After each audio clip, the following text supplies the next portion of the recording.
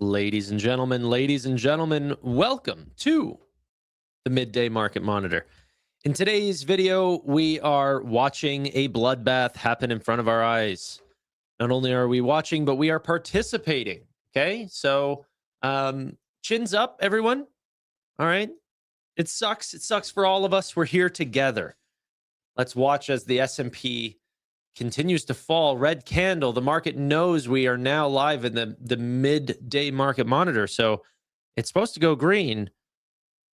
That's usually what happens. We hit go live and then people buy the dip. Maybe not this time. Another bloodbath. I know the problem is that sometimes bloodbaths are kind of like, we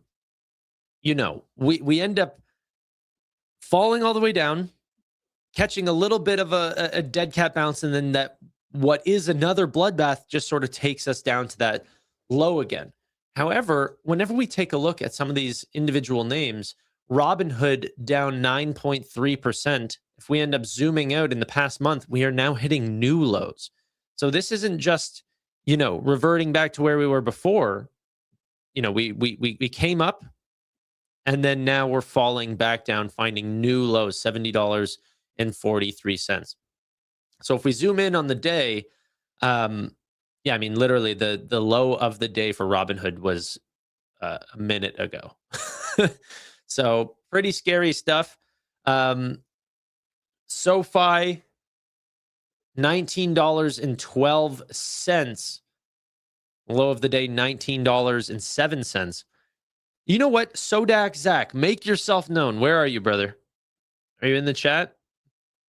Sodak Zach was in the previous live stream that I was just on, and he said, I'm buying SoFi here because I think that SoFi will get to $38 before the S&P will get to roughly, what was it?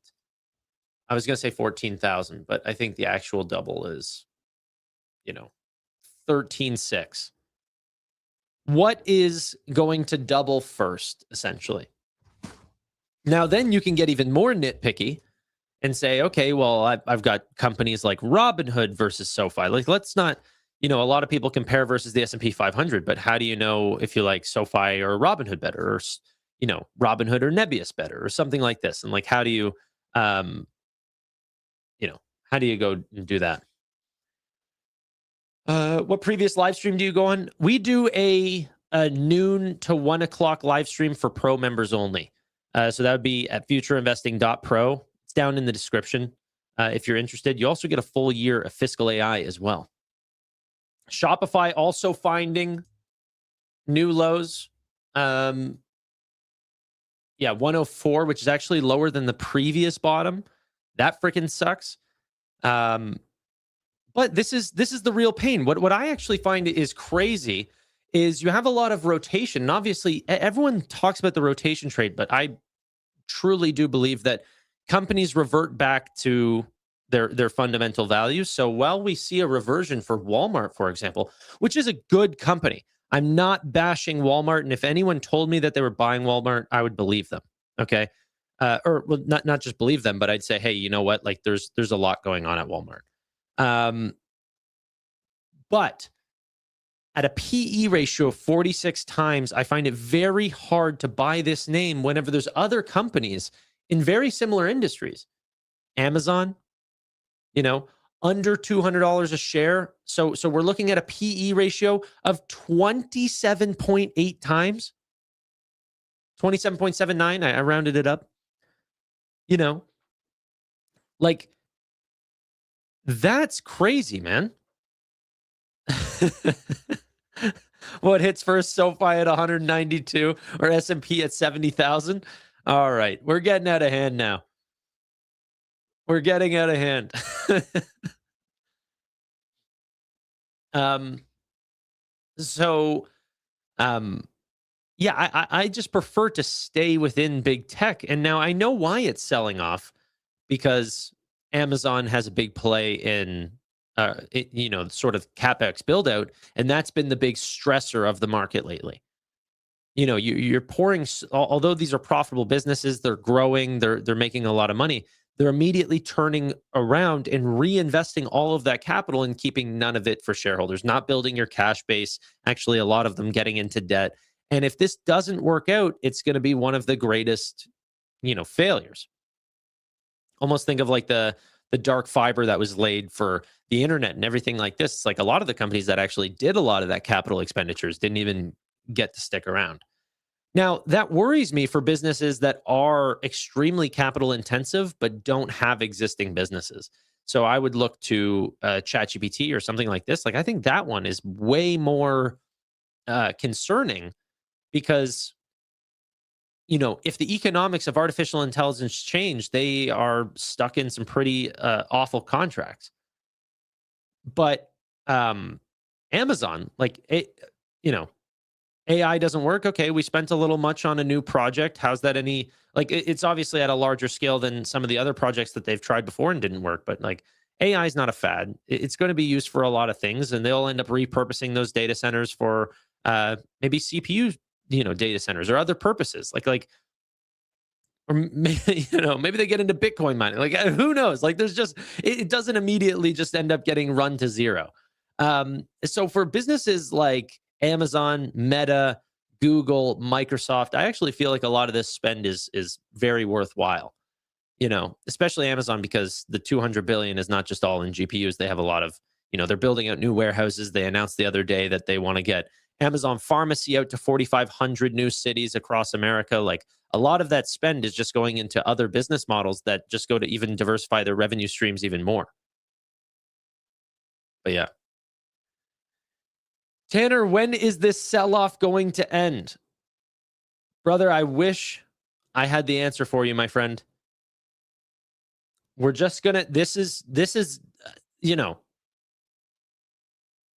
the ladies out there, the saying will go a little bit differently.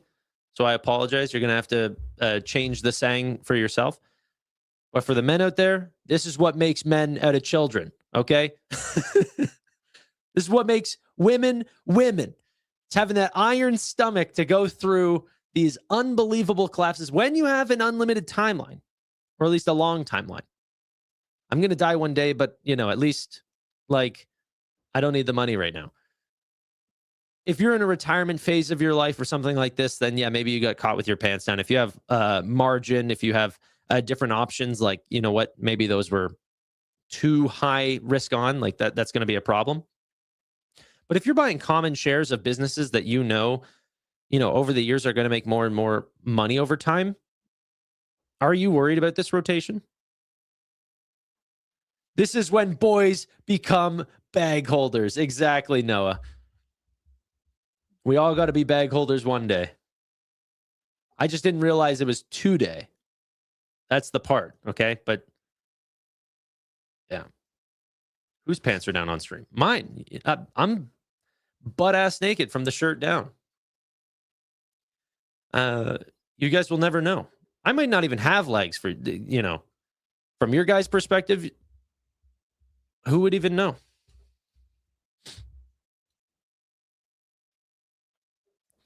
Okay.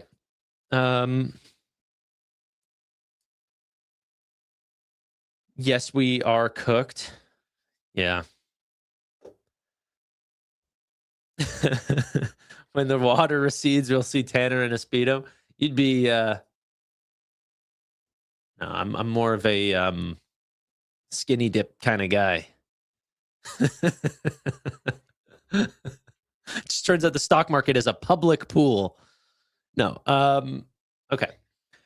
Let's get back on track. This is no time for jokes. People are losing real money here. Where's Meta? Meta's down 1.8%.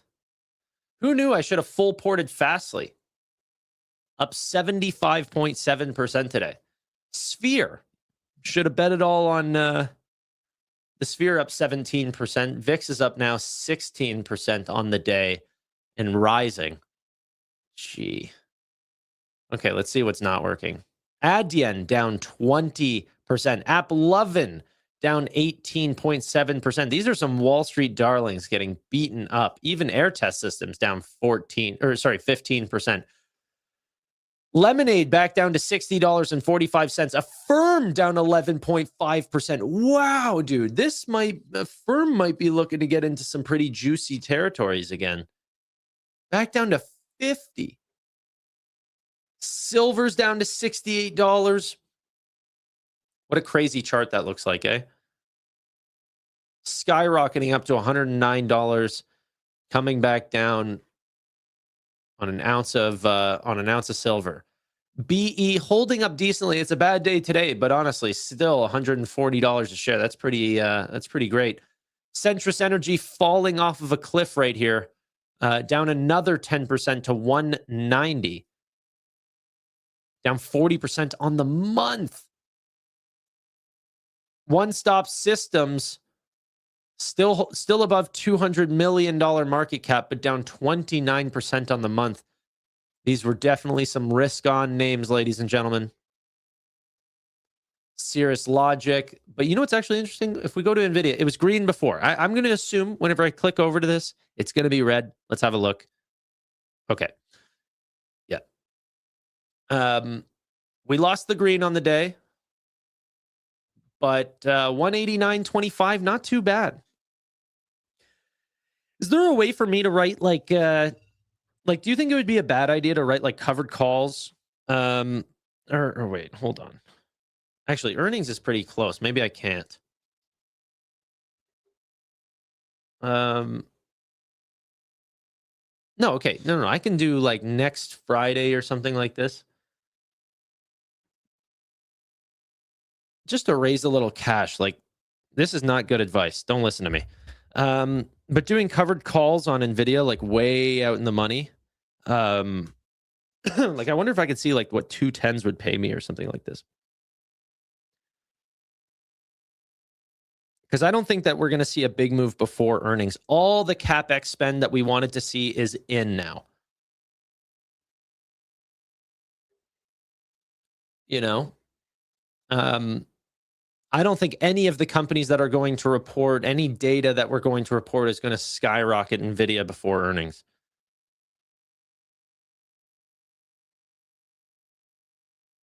So let's see.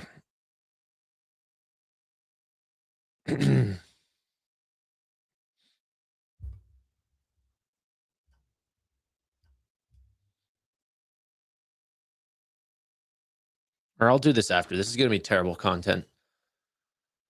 Okay. But just exploring that maybe. And then, yeah. Let's talk Nebius really quickly. Okay. Nebius is down 2.4%. Listen to their earnings call. Got up super early for you guys and the beautiful team over at Nebius. And what's funny about Nebius and how fast this company is moving is that it was a double miss on their numbers. Okay, revenue, EPS, worse than expected versus what Wall Street said was going to happen. And so the company initially ended up falling over, like 8+% on the day, and then quickly ended up rising back to about $92 a share. We ended up seeing green for a bit. That quickly wiped away during the call, even though there wasn't a single thing said on the call that was even remotely bad news. And in fact, the report for Nebius, I really liked. Like, I really, really did. And we kind of knew that they were going to miss numbers. On revenue, this has not been their first revenue miss. They constantly, Wall Street even last quarter said that they were going to do 154 million. They did 146. This time they said 238. It was 227. But I don't know if you caught those numbers. Quarter over quarter, they did 146 million. Then the next quarter, they did 227. Like, regardless of a miss or a hit or something like this, the company is growing, I think, at 557% year over year. It's just absolutely in full growth mode. And in fact, they already said that every amount of sales that they could find for Q1 is already completely sold out. All the capacity for all the chips that they could possibly get are already fully they're called for already. People called dibs. So what does that tell you? Did Nebius miss their earnings, their expectations? No. In fact, they actually raised guidance. But what ended up happening is that Wall Street ended up putting their own assumptions on the company, and that ended up missing, meaning that they don't know how to judge this company. That's not too bad. And I think that's why the company is potentially slightly red. It's also not just that. It's also the fact that they called for CapEx, which they expected to be at roughly $10.3 billion for full year 2026. Turns out they're going to be spending roughly 16 to 20 billion. Just like every other one of the hyperscaler names, at some point, they have to grow between 70 to 100% more than what Wall Street expected. Are we all doing it for nothing? Maybe.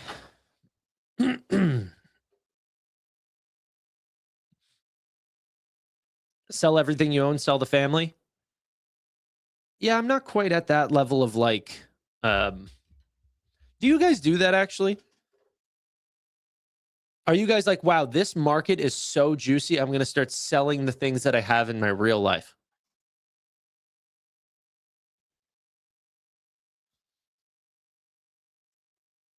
Like, I'm going to start walking more. I'm going to sell the car, get as much as I can. Let's just put it all in the markets. Because I've never done that. Yes, no. Facebook Marketplace, your life. Yes, I absolutely do.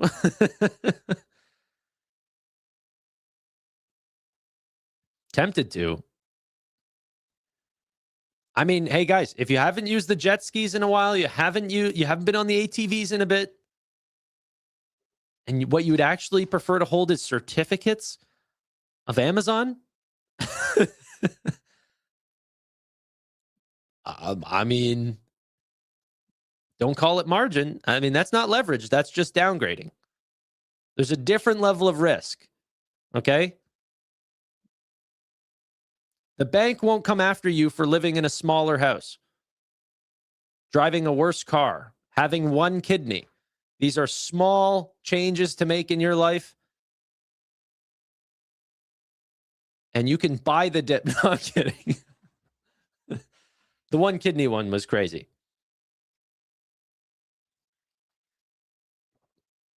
Mortgage my dog. Do not mortgage your dog. That's leverage. Okay. Anyway, regardless, I didn't even really talk about Nebius earnings at all here, but yeah, they said the average contract duration for new cloud customers grew 50% and price remained stable across previous GPU generations. Their conviction for $7 to $9 billion in ARR for 2026 is now stronger than ever. And they're already at 2 gigawatts of contracted power in February, on track to exceed over 3 gigawatts by the full year. It's February. They're, of course, going to pass this. On track for Meta and Microsoft, exactly as planned. They reiterated that they have a 25% stake in ClickHouse. ClickHouse alone, let's look at this company. Now that it's down 2.4%, it's under $22 billion of market cap, growing 555% or 557% year over year. That they have a 25% stake in a minority stake in ClickHouse. ClickHouse just recently got a new valuation in the business. So I think the last valuation was in May. That valuation was about 6.2 billion. This new valuation in the business was 15 billion. So they went from 6.2 to 15 billion. Nebius has a 25% stake, or roughly $3.75 billion in that company alone. That also adds on, that's a large percentage of their $22 billion stake, let alone Toloka, Triple 10, AV Ride, all of their other subsidiaries. All of those adds on to the market share. They said the majority of their CapEx guidance, 60+% or more, will be financed by the cash that we're receiving and will continue to receive in 2026 from the favorable terms from our long-term contracts. That's crazy. 60% of it will just be, contract or will be fulfilled by balance sheet cash flows, cash on hand. You're not seeing that from the other players. Okay. Rambler, good to see you. That's what they call me sometimes. On days like today, they call me the Rambler. Zeta at $14. Oh my God. Dude, honestly, like, I was talking a whole lot of crap on Zeta yesterday, but at some point, I mean, like, whenever you look at the valuation of this business at $24 or $25 or $24.90 or whatever, and then look at it again at $14.60, that is a completely different business. Doesn't mean that the underlying business has changed, but the valuation sure has changed.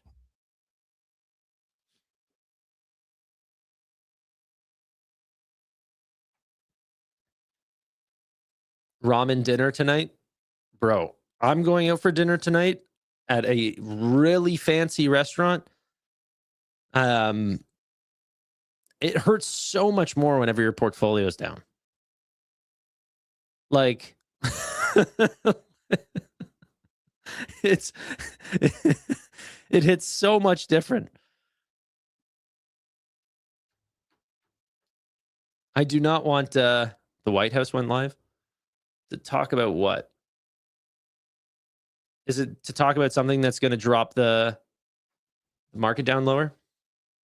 No, it's just Valentine's stuff. Yeah. Valentine's Day. I'm doing it early. I things can't fall on the exact days just in case if I'm busy or something like this. So my girlfriend adjusts the schedule. So we're doing it tonight. BTC is breaking down bad. 65,000. What is BM&R at? I heard it was green. No longer green. ETH and back to 1900. Gosh.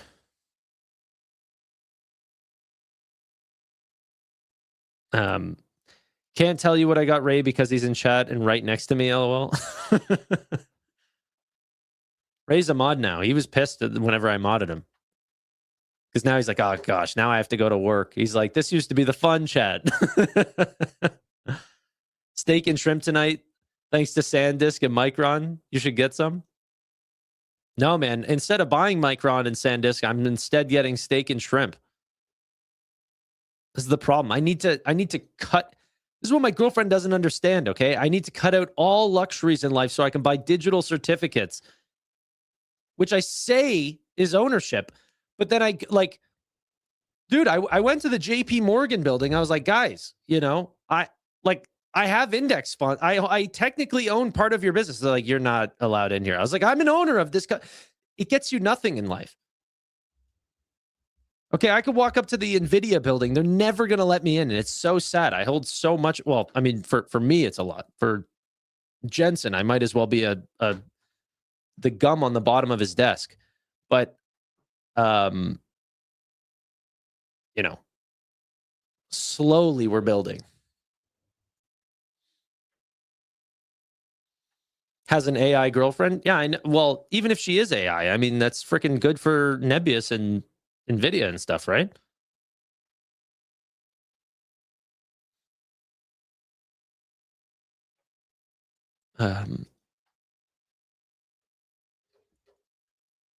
So you guys should be thanking me.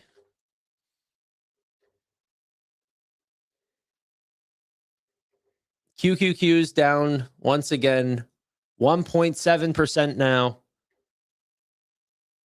Gosh.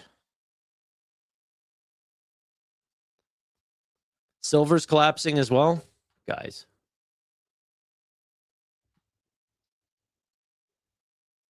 Down 10%. Let's check a heat map. What is even working right now? Insurance, telecom services, REITs. REITs are up 5.7%.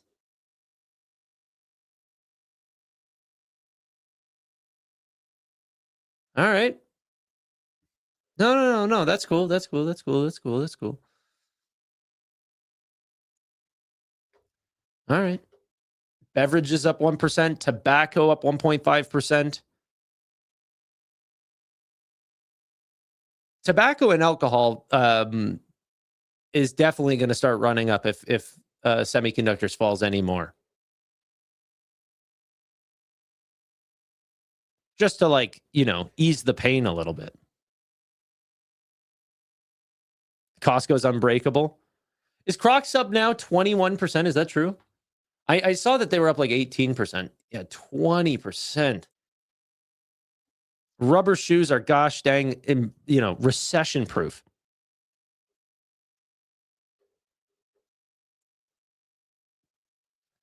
And all they had to do was put up a revenue of negative 3.6% year over year. That's all it takes to be up is down is up, Stranger Things, the whole 9 yards.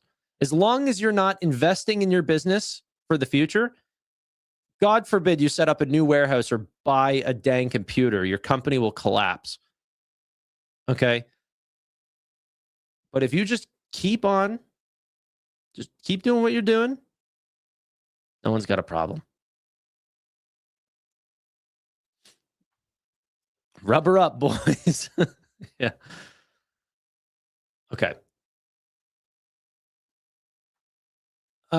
Let's go ahead and have a listen to, was it Goldman? Yeah, Goldman Sachs. Johnny Fine says that we're going to see 4 rate cuts 2026. Let's have a listen. Will a full percentage point potentially help save the markets, and what would essentially be needed for us to get there? Welcome back. Big tech companies unveiling plans in recent days to fund the AI build-out. Alphabet's launching tech's first 100-year bond since 1997, while Oracle says it's planning to raise up to $50 billion in debt and equity this year. Joining us now to discuss all this is Goldman Sachs head of investment grade credit, Johnny Fine. Welcome. Perfect time to have you here. So how's the market absorbing all of these financing needs? Well, the short answer is incredibly well. The Oracle financing priced last Monday, the debt component of it, that was a $25 billion debt financing that had the largest order book in our market in history. Clearly digested very well. I think the market viewed Oracle as having drawn a line in the sand with respect to its balance sheet and how it expects to fund for the remainder of the year. When we flip the clock forward to this week, we saw incredibly robust demand for Alphabet, both in the dollar market on Monday and then also in the sterling market on Tuesday, where they issued the largest sterling deal that had ever been done in the capital markets. And they issued a very large Swiss franc denominated bond deal as well. Also the largest non-domestic Swiss deal that was ever done in the market. It's been quite a run, and it's been like a real pleasure and an honor to represent these companies. Who's buying all this debt? Oh, it's an incredibly broad array of institutional investors around the world. I think on the Oracle deal, there was close to 3,000 line items in terms of investor participation. Obviously, the international markets don't have the same breadth or size as the US, but these are very robust, very broadly distributed securities to largely an institutional investor base. Does the market draw a line in terms of who can do this, or how much, or what the balance sheet looks like? There's all of these capital markets are open to the full range of investment grade borrowers. Obviously, when we think about some of the more specialty niches that some of these borrowers look to execute in, 100-year sterling is a market where there's a pretty narrow Venn diagram of issuers that investors are willing to buy and issuers who are willing to issue in that long a tenor. Obviously, Alphabet and many other long-standing, large-cap, very well-rated companies will continue to have access to that market. I'm not convinced there's going to be an enormous splurge of 100-year activity, but we've seen over time a lot of activity in 100-year dollars. This is the first, as mentioned, tech deal in 100-year sterling. I think it's a lot of fun. It's a super interesting market, and obviously a little niche, but getting $1 billion sterling done in 100 years was quite a transaction. The capital needs of some of these companies are seemingly endless. Many of them generate, or at least used to generate, a lot of free cash flow, not as much anymore, if that at all. But I just wonder, given what a good time it would seem to be to borrow. Do you encourage them to get back into the market sooner than they otherwise would? Well, they'll plan over the course of the year as anyone would, and they'll look at various different levers that they have to be able to fund this CapEx. You're right. These CapEx announcements continue to grow and they continue to change and be revised upwards. Just in the last 2 weeks of earnings announcements, we saw CapEx announcements go up versus previous estimates by between 120 and 150 billion dollars. Some will rethink about how they're allocating capital, whether it be reducing M&A or reducing share repurchase. Others will have plenty free cash flow. Others still will find a need to be able to go to the debt capital markets, and they'll look to do that in a way where they can support their credit ratings and existing leverage. And so, of course, credit conditions right now are very affable. They're affable in the US. We're close to the 1997 lows in terms of credit spreads. That's also true in the international capital markets as well. Right. It's clearly a great environment, although I'm not expecting a huge amount of disruption to credit costs as we think about evolving over the course of this year. And nobody seems concerned. I mean, these are obviously incredibly profitable companies, many of them we're talking about, but they are going to negative free cash flow. I mean, it's something I think few of us would have anticipated seeing, certainly in 2026. I would concern agree. in the bond market about that? No, because the expectation, it's really a short-term build of an extraordinary amount of infrastructure. It's obviously clearly the largest infrastructure build in human history. And there will be some companies who will go into deficit in the short term as they pay for that build, with the payoff in subsequent years, whether that 2, 3, 5 years forward, looks to really pay down that leverage and get into a much more robust free cash flow position. Meantime, overall, you remain quite dovish on rates in general, yes? You Yes. think the 10-year maybe goes into the threes? Yeah, I still think that we can see 3.5% in the 10-year later on in the year. I think it's a combination of two factors. One, I agree with what David Heinen was saying yesterday. I think there'll be 4 cuts over the course of this year. They'll be back-end loaded. My view is that the first cut will be in June. That's obviously not in line with Jan Hatzius and his team. I'm more dovish than they are. And that's simply because I think that with Walsh coming in as Fed chair, I believe that the Fed will move to a more anticipatory stance when it comes to making monetary policy decisions. Are we going to see 4 rate cuts? Are the companies that are spending just umpteens of billions of dollars in capital expenditures, is this going to be short term? We'll see. Maybe that's what's keeping down Nvidia, but it's also keeping down the hyperscalers. Like it's so funny balancing out. Okay, is this a short-term build out? Maybe. Okay, let's keep Nvidia held down. Is this a short-term build out? No, this is probably going to be extended for a long time. So let's keep Microsoft and Google and all of these held down. How, like, make it make sense, market, please. Okay. And are we going to see 4 rate cuts? It seems a little aggressive to me. I would be so happy with 2 rate cuts and that just be it. I think that's all we need. But yeah. Fastly now up 80% on the day. Oh, you guys aren't invested in Fastly? Mistake. Okay. You were probably investing in something dumb like Amazon. Down 2.3%. Okay. I'm not buying until Trump tells me to buy. I mean, there's probably a strategy there. There's probably a strategy.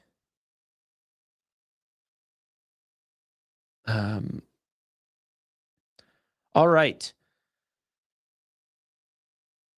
Did a Nebius swing trade earlier this morning. So I did actually buy a little bit of Nebius this morning, but I'm probably red on that specific trade. But honestly, for me, I'm just trying to stack as many shares of Nebius as possible. Like I don't think the goal is like, okay, are you buying this company for 80, hoping it gets to like 100 or something like this. I think the goal is, hey, you buy this company at 20 billion and you have the expectation that it gets to 100. Tanner, seriously, what is going on with SoFi? Dude, I don't think that if you're looking for a concrete answer, I don't think you're going to find one. Okay. This actually just happened 2 minutes ago. Trump to announce multi-billion-dollar funding plan for Gaza at first Board of Peace meeting next week. Trump to announce thousands of troops have been committed by several nations to stabilize or for stabilization force. Let's see if we get any more of those. I'll keep you guys updated. But SoFi now down to $19 a share. I mean, it's just a discount. Like, do you think anything's changing in the company? I showed you guys the website traffic. And if you didn't see that, you could find it on my X. But they saw a massive step up in website traffic. And I know a lot of people, because I showed that to Amit, and his whole chat was like, oh, it's AI agents. But you're not seeing any step up in any of the other fintechs. Why aren't you seeing it across Hood or Upstart or Lending Club or Coinbase or any of these other ones? You're not seeing a step up in their website traffic at all. Why are AI agents scraping SoFi specifically? It just makes no sense. Rather than, a large push into potential lending markets, which is actually what we're seeing, is that, SoFi, Lending Club, Upstart are seeing increased demand for personal loans right now. Massive 47% increase year over year. Sorry, 46%.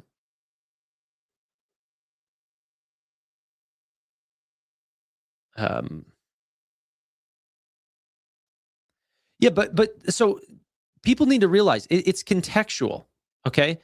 So if people say, oh, but they're spamming us, they've been spamming you all year. So if you say that the website traffic is heightened, well, then it would be heightened across all 12 months. So the year over year change, I'm not comparing it to a different business. I'm comparing it to itself. So the change on a month-to-month basis would still highly show to either they're promoting something really strong, which would lead to potential sales in home loans, which we've definitely seen, personal loans, which we've definitely seen them promote a lot, stuff like this. Fintech is absolutely getting dumped. You guys want answers. I'm not the guy with those things, okay?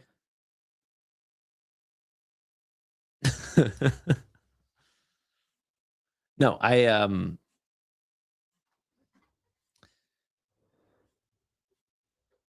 people only checked for tax forms. I only use the website each year for that. Yeah, but then you would see that last year. It's about the change month or year over year, not just month to month. Year over year, it was up 46%, which takes away those cyclical things.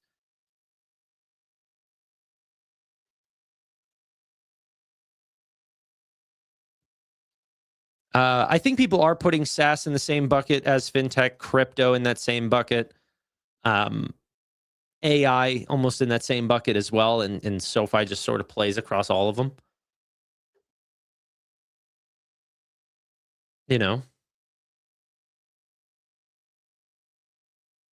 You aren't poor until you get a real job. Well, I guess the unemployed are rich, baby.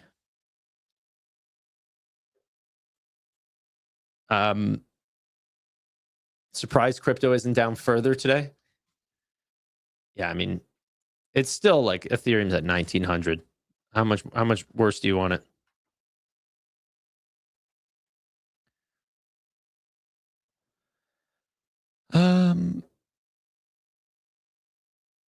Okay, let's see. Why is Match not getting hit by vibe coding hype?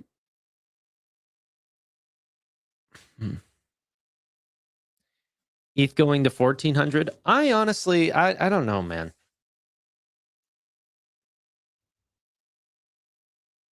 I don't know. I think there is buyers. The 1700 was pretty freaking low. I think there are buyers that are going to want to pick up that dip.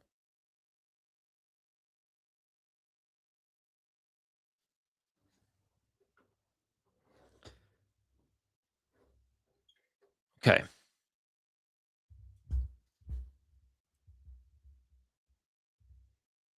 Yeah, do you think that this could be sustained for that long? Because historically, markets do end up bottoming at the end of September, early October. Do you think that's what we end up seeing?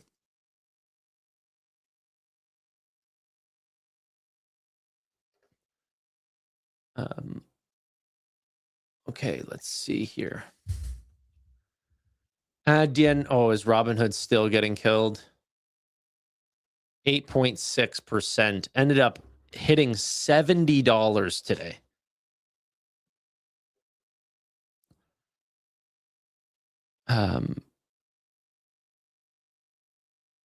Let's see. Trump's EPA action reverses Biden's vehicle tailpipe emission rules that were set to boost electricity vehicle production. That got reversed. What happened to, let's say, Tesla on that news? No one cares. This is not even an electric car company anymore. No one even cares.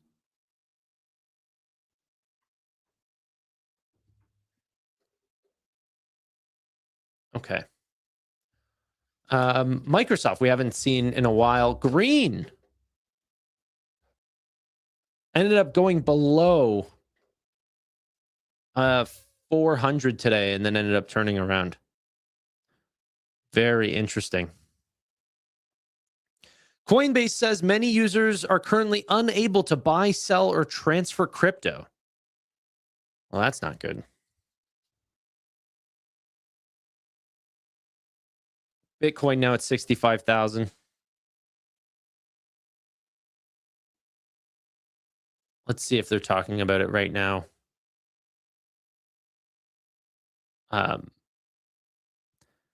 Crocs having the best day of the year right now. That's what's being discussed on CNBC. Guys, I'm not backing down. I'm doubling down into this pain. You're not going to convince me I need to rotate my portfolio into Crocs. It will never happen. I'll buy these stupid data centers till I die before I buy rubber shoes. Up 20%.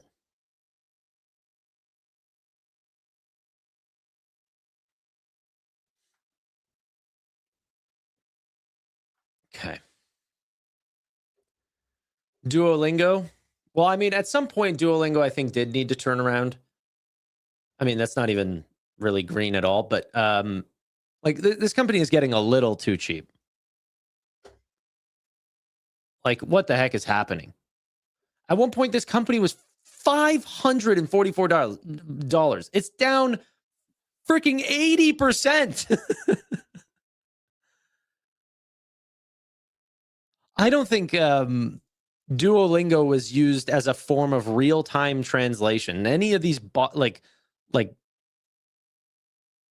things is not really what I think like Google Translate or something like this. I do not think that's the motion. Is this actually the real Dookie Pie? Dookie gifting 10 memberships. Thanks, Dookie. Why aren't you modded? I thought you had a mod on this thing, unless you created a new account. We need some positivity.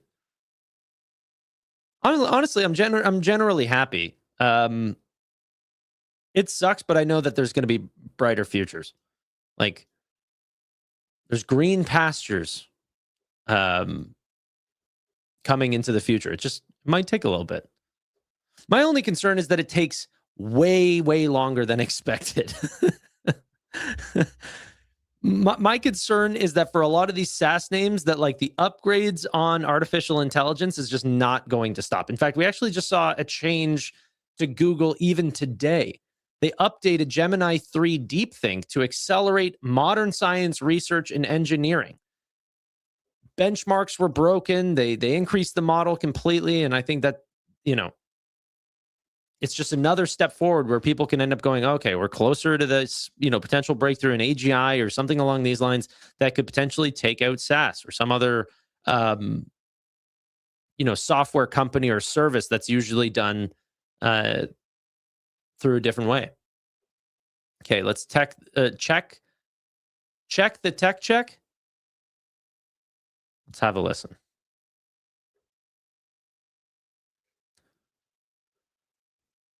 Okay.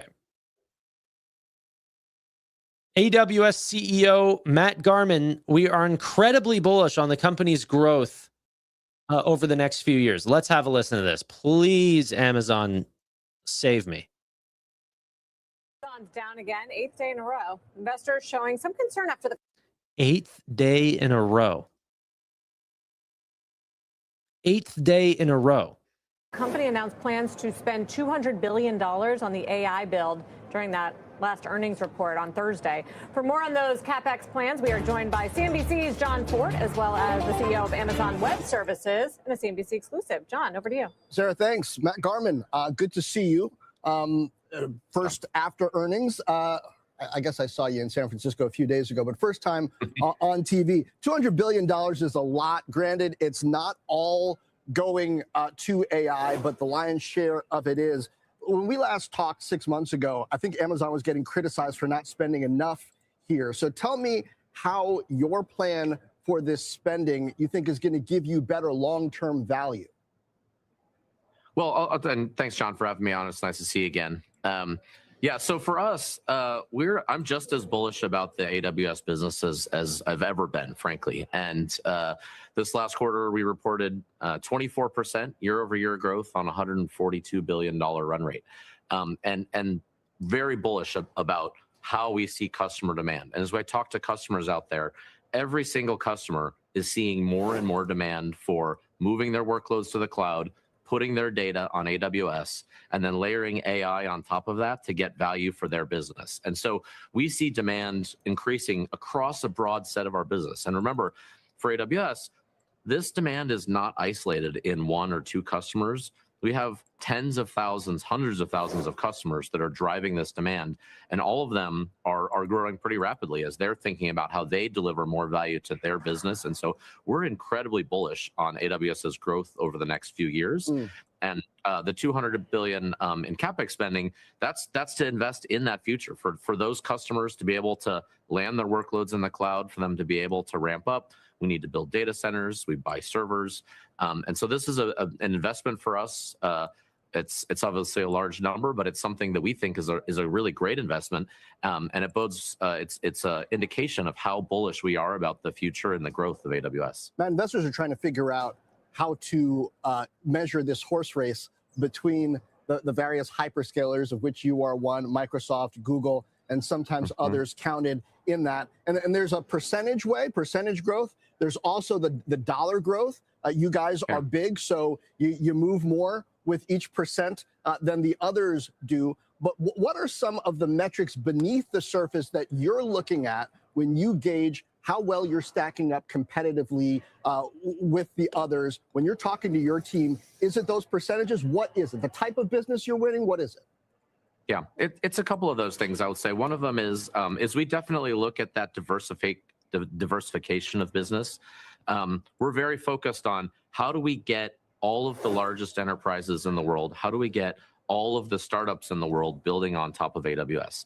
And so there's others that have some growth that's very concentrated in some of these very large customers, and we have many of them, the OpenAIs, the Anthropics of the world building on us as well. But we're also, I think, for the long-term health of the business, very focused on how do we get every single startup out there building on top of AWS? How do we get every bank? How do we get every healthcare company? How do we get every retail company? How do we get every manufacturing company building on top of AWS in the cloud?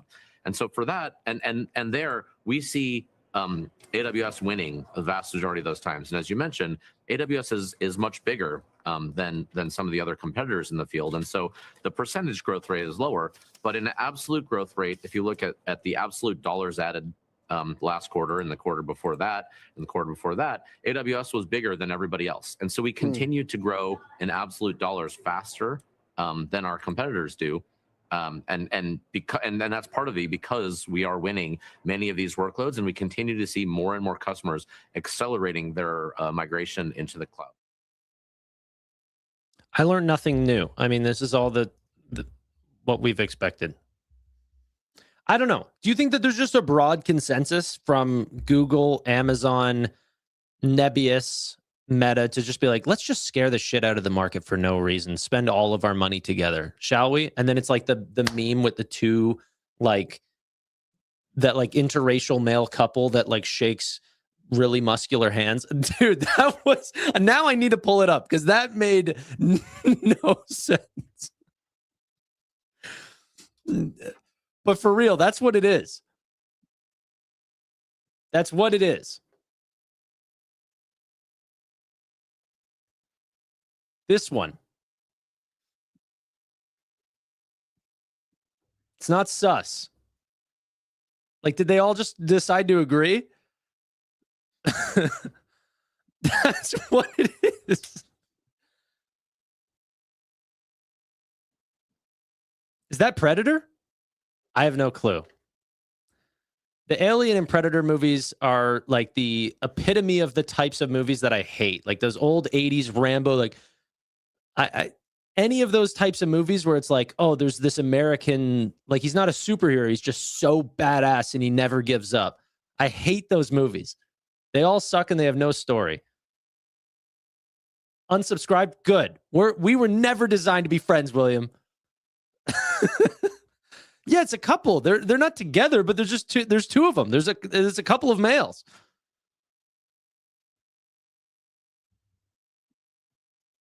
That's a Canadian take. I mean, yeah, probably. Duolingo down. You shook my hand? Yeah, because we're buds. And you're back to being my friend. But, you know, don't scare me like that saying you're going to unsubscribe. Ride or die. Okay? That means through everything. Dookie gifting 20 memberships. A membership that means nothing, but it makes your name green. Thank you guys for joining. I really do appreciate that, Dookie. That's extremely kind. I can officially buy the dip. You know, for every Dookie Pie membership, well, I guess every couple of memberships is another SoFi share. Crazy. Thanks again, Dookie. Appreciate you.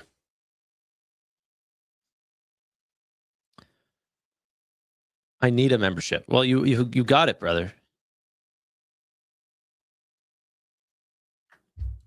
Okay. Tanner can officially buy some sus fintech with poor technical charts. Let's go. Let's go, Noah. Let's go. Okay, Dookie, what's going on here? Why do you do this to me? Thank you, my friend. Really appreciate it. Whenever I said that we're going to see green pastures, I didn't think it was going to be the chat. The chat is just turning green. Do you believe me now, butthead, that I'm green? Yeah, I know. Seriously. It's definitely Dookie Pie. That's the real Dookie Pie. Someone mod her. Someone mod her. Okay. So we ended up seeing that from AWS. I don't know. I mean, to me, the cloud narrative has made sense for 10 freaking years. Dookie, thank you. You need to buy the dip too. buy shares in companies. That's 5 shares of SoFi. That's 5 whole shares of SoFi. 10 shares. Doogie, thank you so much. I do appreciate that. Let's get back to, or try to, the Sphere up 20%. Yeah, I got 10 shares. I think she's gifted me something like 25 shares or something like that of I mean, make it 30. I don't know even if I'm doing the math right. 25, something like that. Thank you so much.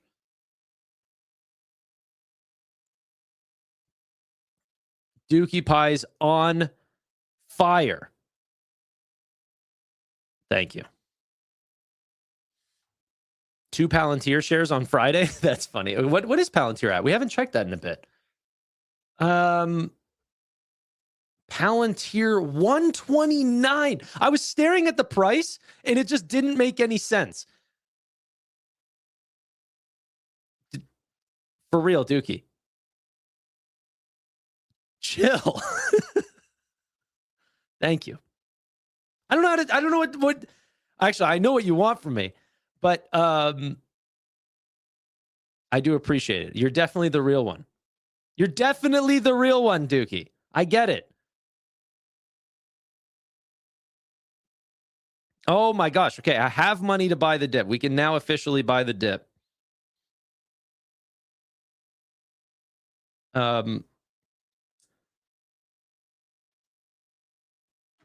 Is that another one or is that the same? What the heck is going on? Jeez, man. That's like a crazy amount of donations. That's probably the most I've ever gotten on a stream. Unreal.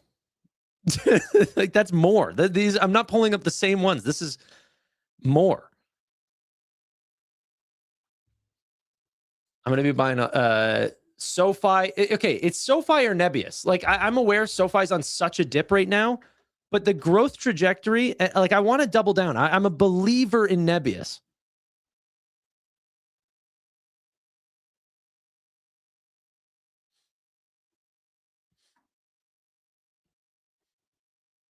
Is that Triple V incognito? That's so funny. No, I've met Triple V in person. That's a male. Dookie Pie is actually a female from Norway.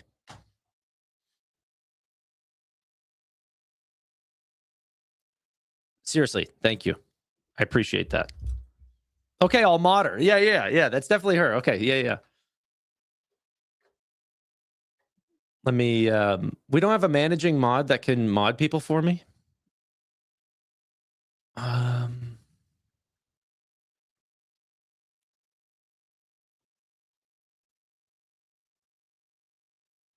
Okay, there you go.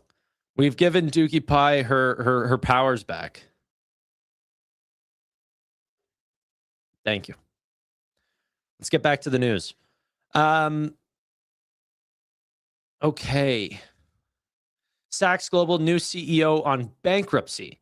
I'm here to bring profitability and stability. AI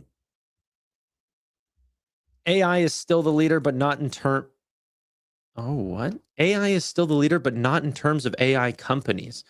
Let's have a listen to this. This sounds interesting. Is there a better way to play AI businesses than AI companies themselves? Or are the real beneficiaries going to be like the Walmarts of the world that end up just seeing the increases in use cases, which absolutely can be true. And I think people always think about like AI as being this thing that only is like going to benefit, like a Google or an Amazon or stuff like this, but it's even going to benefit the names like Crocs. Like they're going to end up finding better suppliers. It's going to help with sales. It's going to help with inventory management and contacting, their distributors and stuff like this. Like all that's extremely important. Yeah, I know. She wants me to take my shirt off. Dookie one time, just so if people don't know who is in chat right now, Dookie offered me $10,000 to take my shirt off. But this is not an OnlyFans channel, and I said no. So, well, I appreciate it, Dookie. I'm just a little too expensive. Offer still stands. I'm going to still have to turn it down. I mean, it's getting close, though. The market's looking so juicy that, like, for real, I might have to start selling my body and stuff like this so then I can get more SoFi and Nebius shares, but we're not quite there just yet. I'm all good. But let's go ahead and watch this video real quick.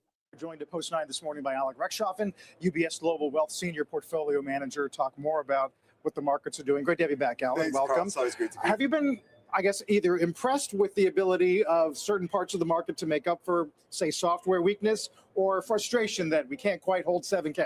Yeah, it's a great question, but we have actually had a shift at UBS in terms of what we're looking at.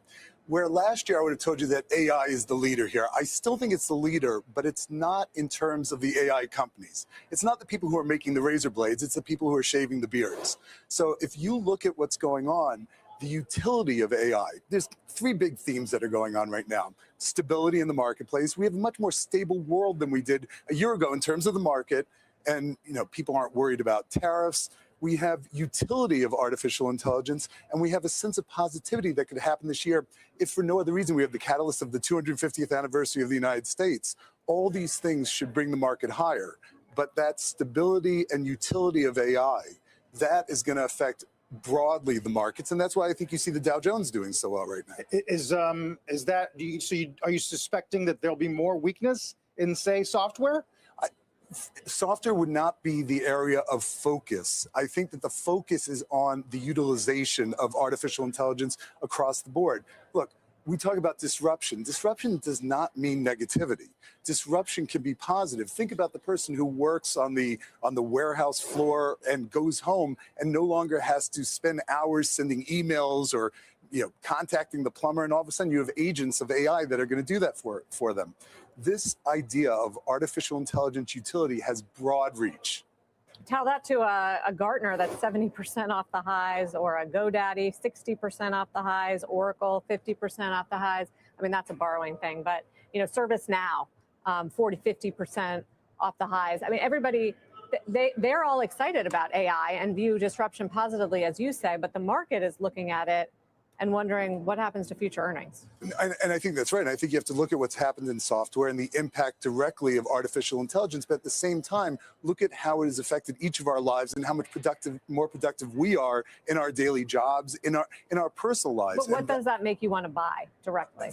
Broad investment in the stock market, the indexes.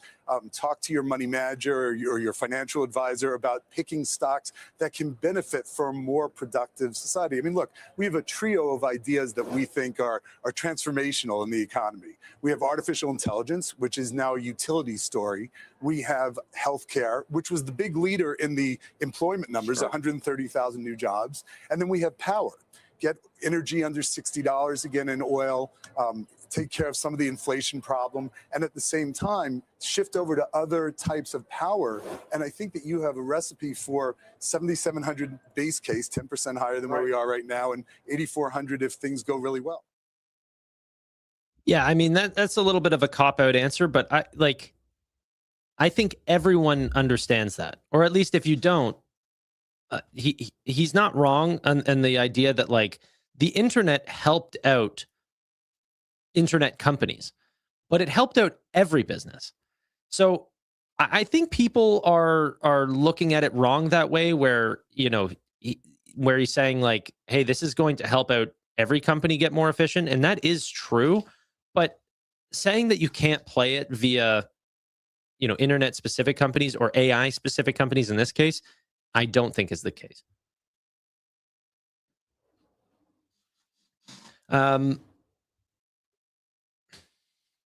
What would you do for a dookie bomb?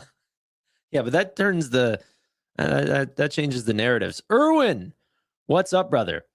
I've got a very funny video of Erwin in a Mitt's apartment explaining why this painting essentially is favoring a passionate kisser between this guy and girl that's in a Mitt's apartment. It's very funny.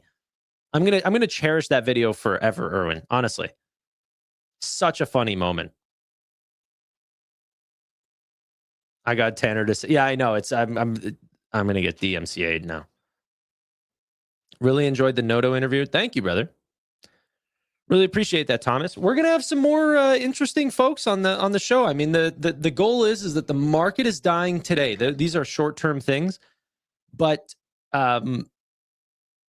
you know, my goal on the channel is not to you know, try to make the market green. It's not something I've got control over. If I could, I would. I promise you, I'd abuse my power. But that's not my, you know, those are not my strengths. My strength is to maybe just bring things to light. And if that's having conversations with cool people like Noto, I mean, that's hopefully the strength that I'm going to try to bring. Who next? I mean, I'd love to get Shopify's team on. That would be freaking amazing. You know, maybe someone from Nebius's team would be really nice. But I have to keep it into perspective. Obviously, people are like, "Yeah, get Jensen on." It's like, okay, well, I'm not quite there. Like he's done Joe Rogan and not many others. there's a level to these things. But we'll see. Toby or Harley from Shopify would be amazing. Yeah, I know. I think Harley would actually do better on my channel. I think that Toby would not talk over me in a rude way, but like he's on that genius brainwave and I'm a simpleton. So, and Harley, yeah, you changed it to Harvey, but his name is Harley. You're not gonna get you're not gonna trick me. Lisa Sue, probably not. David Velez would be an amazing one. That would be extremely exciting.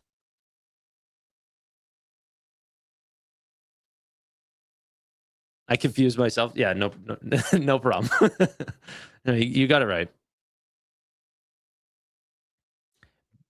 Someone suggested Tom Lee, and now people are like, you need to get BM&R CEO. Actually, that's not Tom Lee, right? He's the chairman. Who's the CEO of BM&R? It's someone else, right? I think that is actually someone else.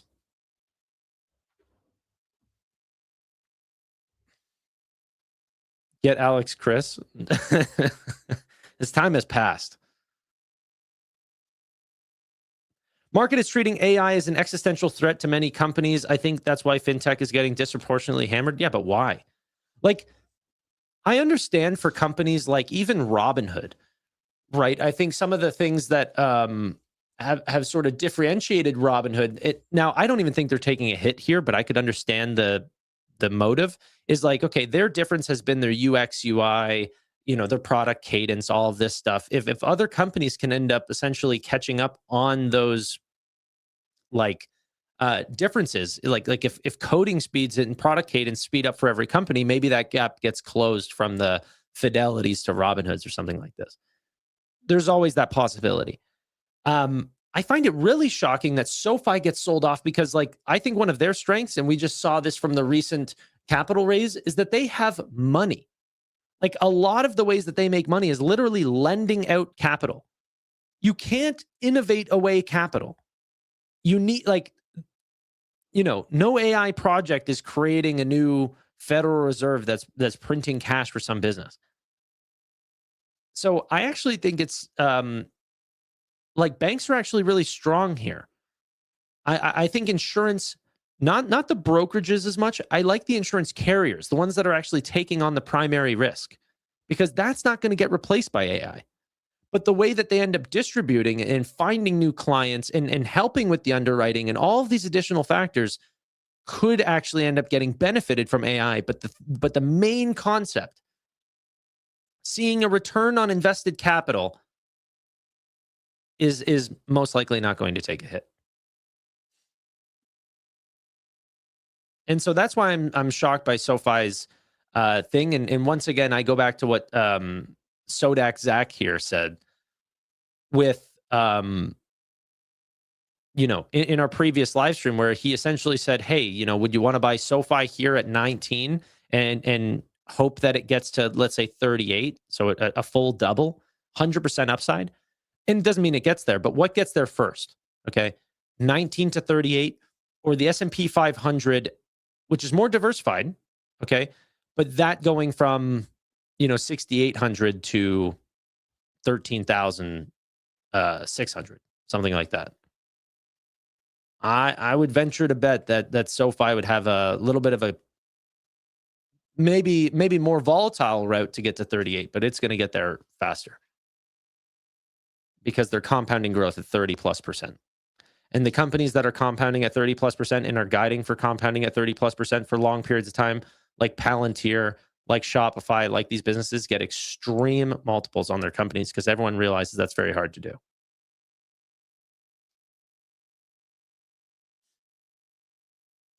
Banks aren't losing money. That's the difference. Is SoFi losing money? I'm sorry. Wait. Show me where they're losing money. And I dare you to say free cash flow. I dare you. I double dare you, mother. Say free cash flow one more time.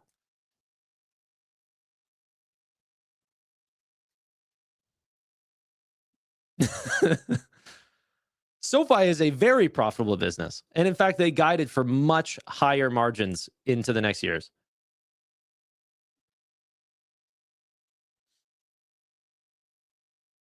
Oh, he did it. I got this passage that I really like. It's called Ezekiel 25:17. The path of the righteous man. All right. Anyway, I execute that guy.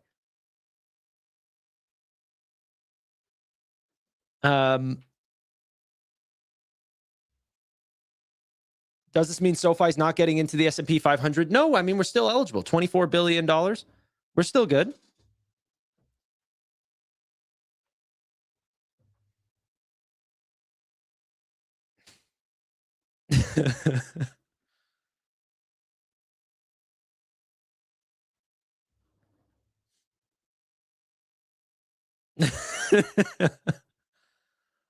I didn't know you were religious. It's a quote from Pulp Fiction. All the pulp heads got it. Is that what they're called? Can we call ourselves pulp heads? Yeah, that's Samuel L. Jackson.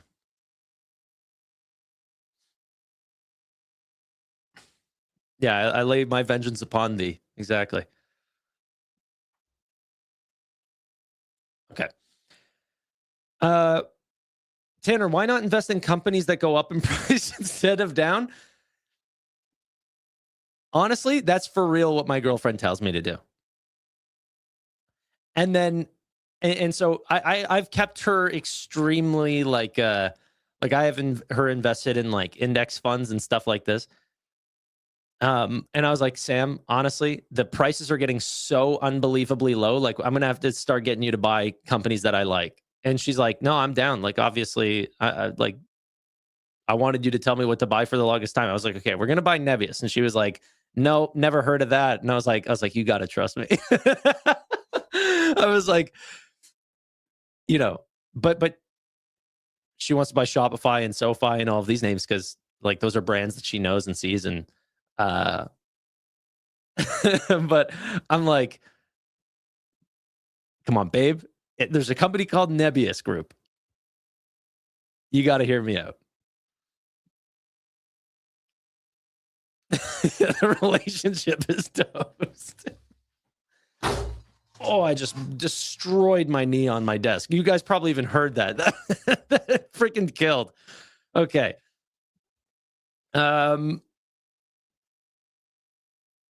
Yeah. Yeah, for richer or for poorer, babe. Okay. These are literally our conversations where she's like, yeah, tell me more about that. I'm like, okay, so it starts with the Neo clouds. No, you guys heard that? My bad. Tanner, I'm losing so much money. Please pump the markets. Not much I can do, man. It's so funny. I just told everyone to sell. I don't know why it's going down.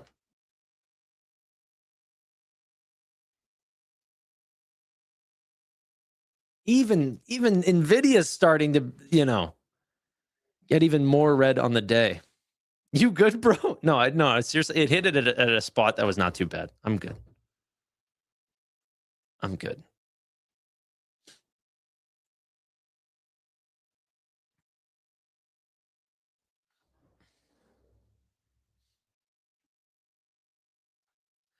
Yeah, Michelle, I knew that you were interested in Harry Potter, and like, you know, we've connected over our little love of Harry Potter or whatever. But this lady is for real addicted. I saw your Instagram story of you like taking the flight over, and I saw you watching Harry Potter on your flight over to New York City. You're legit addicted. Why is Shop's PE 126? It's an expensive name. The forward P is much better, but even then, like, we're not talking about, you know, we're not talking about a cheap name here. They're one of those expensive names. Forever will be expensive. We all have our vices. Yeah. You guys are for real nasty. Dent the knee already. He's already has a dented head. What's next? I saw Tevis send me over a picture that was like a guy, like it was like the Tony Hawk Pro Skater picture, except it was AI imaged, like changed to be me skating a half pipe, and it said Tanner Hawk, something regarding me and my dented head.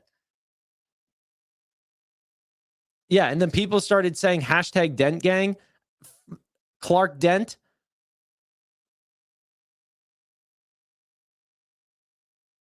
It hurts. You know?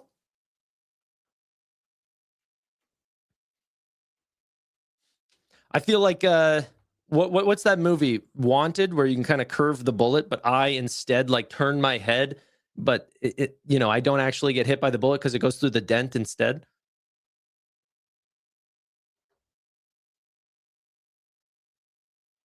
Fastly up 85%.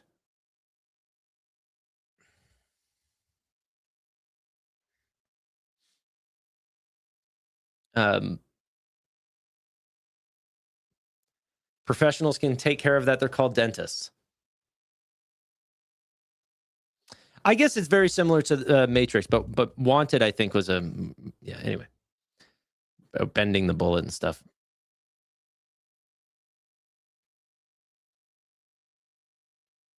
Your head's not bad. Stop thinking it's for real. You need to see my head, dude. Okay. Let's go ahead and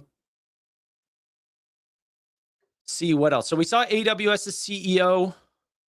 They're incredibly bullish about, you know, the future. AI insiders sound the alarm on safety. Yes, there was a potential hack attempt on Google Gemini. They addressed that and changed the model. Let's see.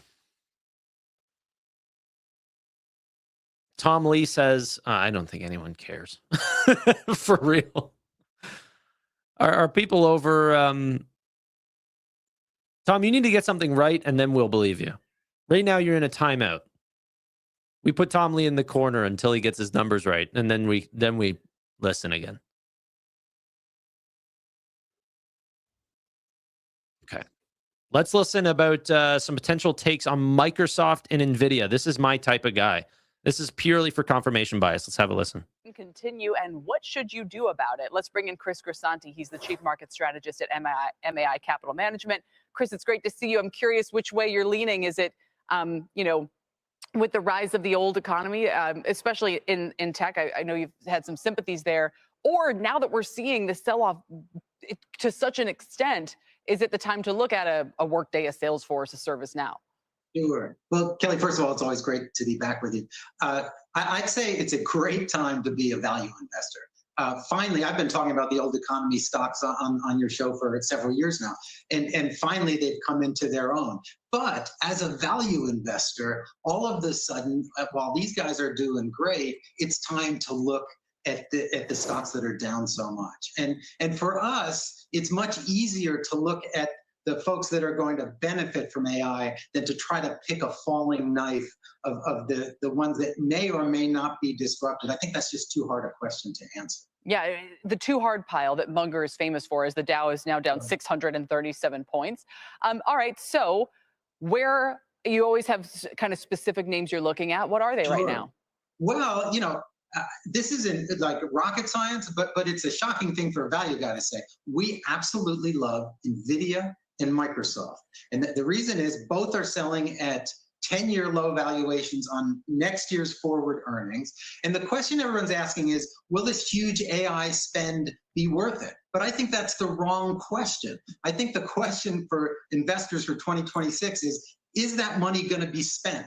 Because if it's going to be spent, and I think it will be, then a lot of it's going to go to NVIDIA, and Microsoft, which is capacity constrained, will start to see growing revenues, growing earnings, and they're both selling below a market multiple. So that's what us value guys love. We love to see bargains plus earnings growth. We don't usually get that. I love when we bring on a guest who says my two big value ideas are NVIDIA and Microsoft. Right. Right. The stars are lining up. So that's pretty remarkable. There's plenty of people who are pointing to these valuations and saying, we haven't seen these names at these entry points in effectively years. How do we know, Chris, that the moment is not past us? And sure. Well, you got to put things into three categories. One is the things that may or may not be disrupted. And that's just too scary, certainly for us value guys. So you're looking at Adobe and things like that. So in that group, you try to find the ones that have some proprietary nature. Like I think ICE, Intercontinental Exchange, they have proprietary stuff. So I don't understand why they're down so much.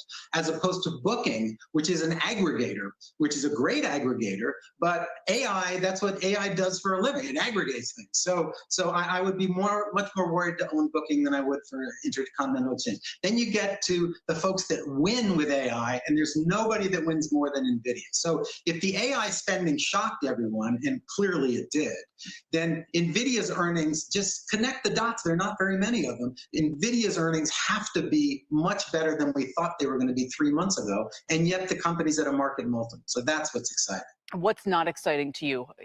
Where would you, as you mentioned, you're not necessarily ready to kind of pick through the rubble in the sell-off, because it would take a specialist maybe in the software space or in, but when CHR, are these gifts on some level to wake up and see a stock that has earnings and it has revenues and it has, a moat, and it has, is that moat going away, or is this a gift when stocks are down 20% because there's just people casting around for the next possible victim many years from now? There's clearly baby getting thrown out with the bathwater here, Kelly. But I think the best thing to do, because so many stocks are down, is stick with what you know the best. So I'm not comfortable with trucking stocks. So I'm not going to go there. But I am comfortable with hyperscalers. I'm comfortable with value-added data sources like S&P Global, like ICE. And I'm confident that that's a baby with the bathwater example, because they have proprietary data, and they'll use AI to offer their clients a better way to get at only the data that they possess. AI won't get their hands on their data. So that's that's where we're spending our research time, and we're like kids in a candy shop, because all of a sudden we've got value and earnings growth, and that's something a value investor doesn't get all that often. Someone said, "Is that Tanner's dad?" And then I actually looked. I was like, "Well, it kind of looks like my dad." It's not far off. It kind of looks like my dad. But honestly, I agree with that. The reason why I'm getting so excited is that you can have two investors by the exact same name right now. Brad Gerstner bought Google because of Gemini and his belief that AI is going to be one of the greatest investments over, the next 10 years. And then you also have Warren Buffett and, Berkshire Hathaway that is also buying Google because they think that it's now in value territory. So you can have these growth at a reasonable price names. if I'm picking growth names growing at 65% and then value investors are starting to consider those names because the valuations on them are low, guys, that is the best place for us to be. That's the best place. Don't start thinking of yourself as value investors. We're buying growth. It's just growth is cheap. You know, we don't have to pay these expensive multiples for names that we like. Yeah, man, you know, let's go. That's exciting. It's not exciting whenever you purchase before it dropped, but now that it's dropped, we'll be fine. PayPal could be both? No, that's not. No. I'm talking about Microsoft and Google. Or sorry, Microsoft and NVIDIA.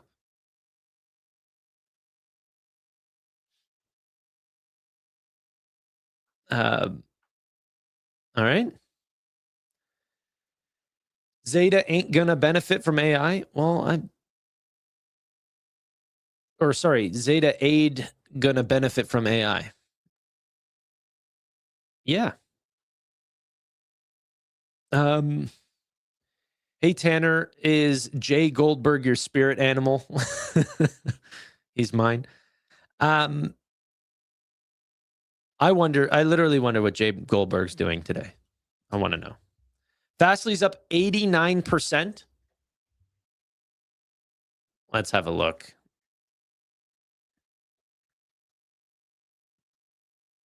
Gotta love it.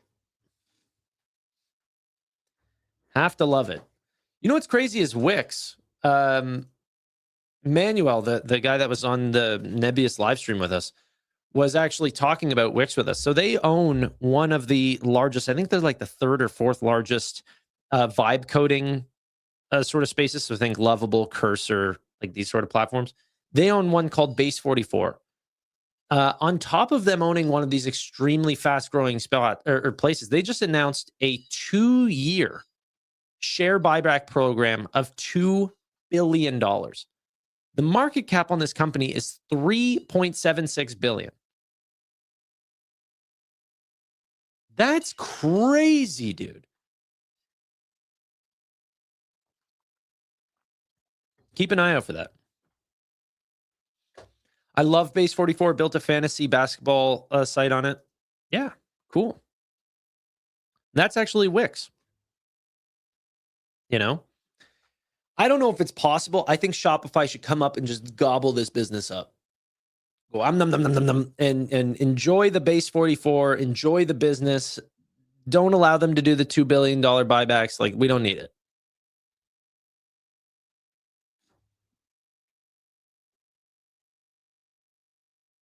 Okay. VIX wants to rise here, so be careful. Yeah, I'm not day trading. I'm buying companies that I think are like you can kind of look at companies in terms of like an owner mode, right? Which is essentially just saying like, hey, if I were to remove the market cap and the valuation of this business, and I just saw the numbers, and I were to say, okay, how much would I pay for this business? I think a lot of these companies, like Wix included, would be way higher than what's actually being, or what these prices are actually being at. I think Nebius would be way higher than 22 billion. I think SoFi would be way higher. I think, you know, there's a lot of these companies. I can't imagine NVIDIA, me thinking, hey, this company is actually trading at a forward earnings at 20 something times, like 27 times or something. Like, it just doesn't make sense to me.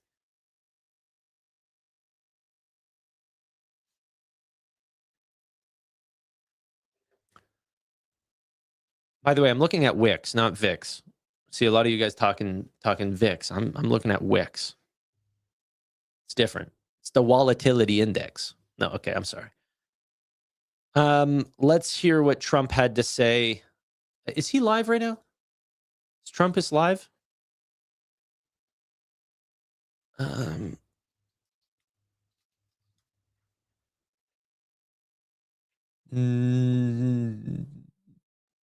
Yes, no. I don't know if these are just scam companies that are just showing off old live streams. Okay.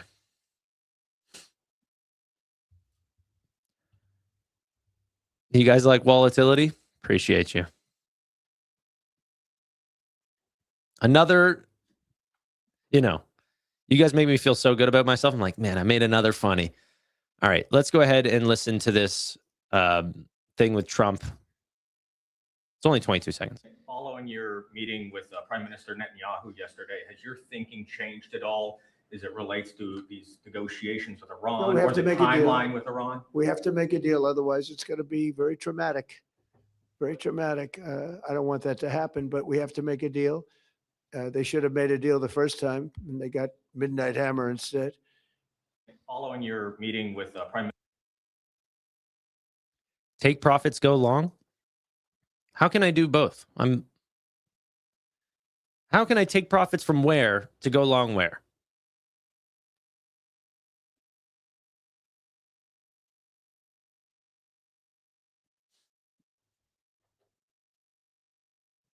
Okay.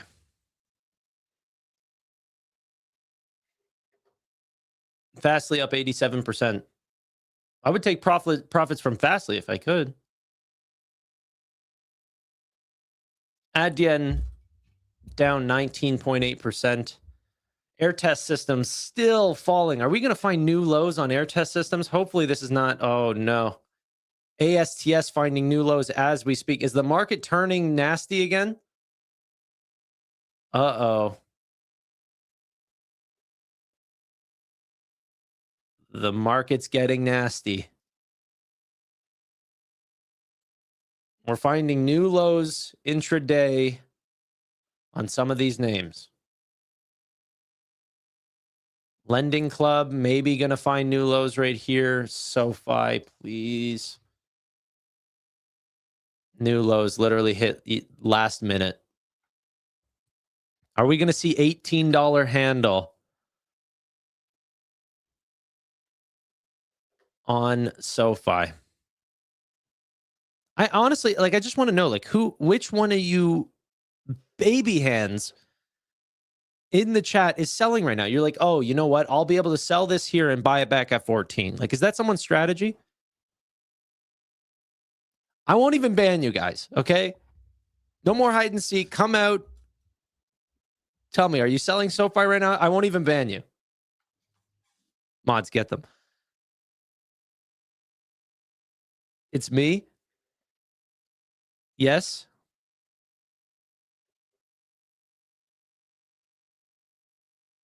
Never selling. Well, I understand if you if you think that there's lower lows, but to me, it's already so sold off that I'd just be so scared to miss the potential run up.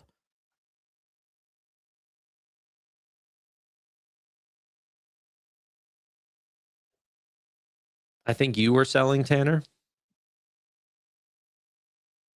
Nope.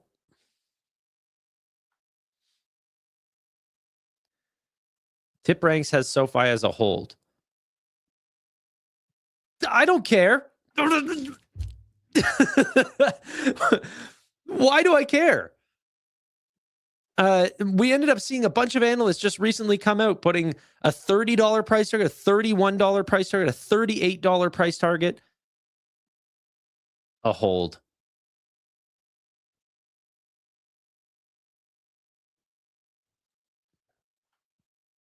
Okay.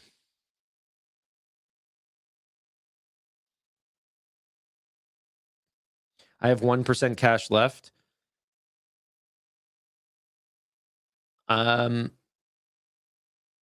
Yeah, no, I feel the struggle.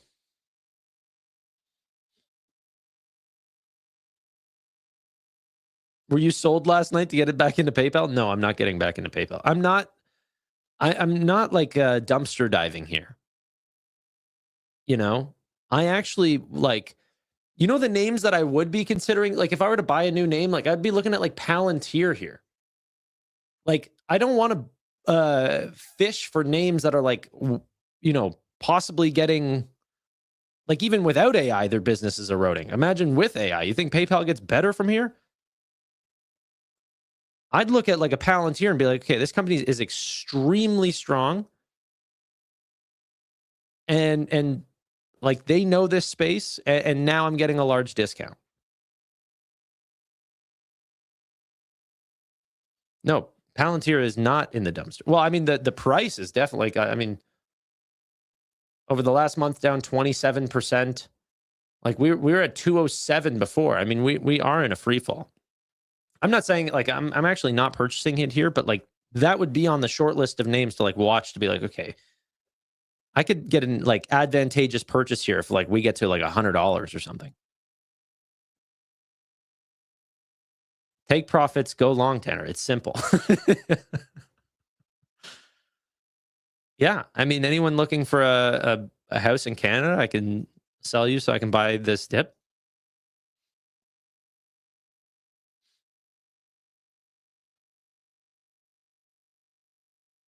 Robinhood releases shorts in merch store. That's funny. Tesla did that, right? Shorts.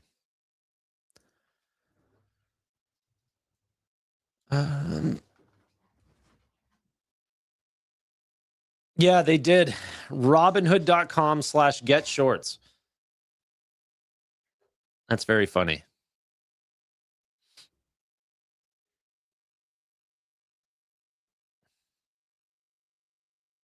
Active shorts, relaxed shorts.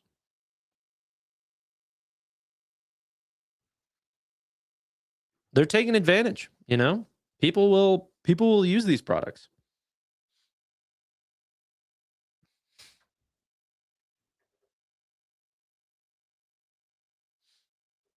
Palantir is a falling knife. I think that the valuation is expensive, but I look at companies that have increasing growth rates and that, you know, really like moat-like products. Palantir seems to fit that. A very evangelical founder. Like, I don't know how much I would consider calling this company a falling knife. Their growth is off the hizzy. Okay, dude. Oh, man. I freaking love this job. I have such an unfair job in the world. Like, this is so much fun. Now, if only my picks were good. Oh, man. Is tech going to get slashed another 50% if S&P 500 goes down 10%? Honestly, the truth is I don't think so. I think there is only like, I actually think that you'd see a disproportionate amount of selling in other industries just because of the massive hit that some of these tech names have you know, got hit with. Like, how low are you honestly going to bring Amazon down to? You're going to bring this company to a 10 PE while you're leaving tobacco names and Walmart and Costco at 52x, and like, okay, so it goes down 10%. Like, Costco's at a 47, 46 times PE, and we're bringing Amazon down, you know, to even 18 times or something like that. Like, it can't happen forever. I think sometimes whenever you see like, let's imagine the sell-off is really broad-based. I think you can see it disproportionately, like front-loaded in tech because people are worried about CapEx. And then, you know, way heavier on the other side in the other names. You people need to do research on Enphase. No. The only problem that I have with Enphase, and I don't have a super big problem, like, I mean, but I think it's against one of my beliefs that you sort of go against the administration. And everything that Trump has said is like, he doesn't give a crap about solar, wind, anything that even remotely helps with the climate change narrative. Like, it doesn't matter. And those are not the names I want to buy. In the Trump administration, this is time to buy fracking companies. No, I mean, But you get what I mean. I'm not looking to be against the administration. I want an administration to buy in phase that says, hey, you know what, we're going to actually help pay for some of these, solar panels and the inverters and stuff like this, and actually give like an extreme edge to the companies in that space.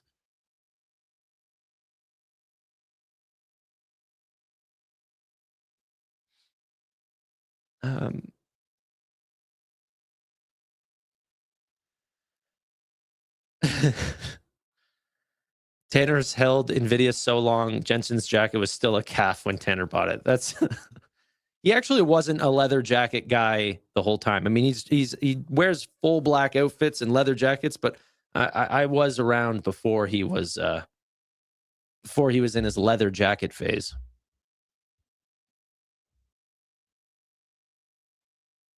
Here comes SoFi. Or what? What are we turning? Was 1904 a bottom? Looks like it. Look at the rally. Oh my God, guys. SoFi to the moon. Oh, dang it. Down 39% in the last 3 months. Dang it.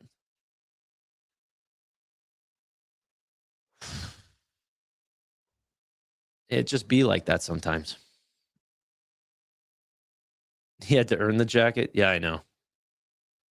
Yeah, he for real has like a person that dresses him now.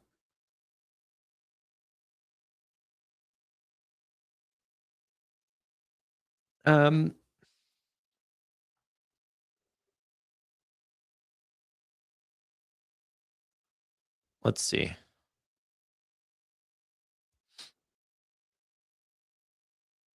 Join the Zeta free fall. I mean, I'm more interested now than I was before. I'll tell you that. $14.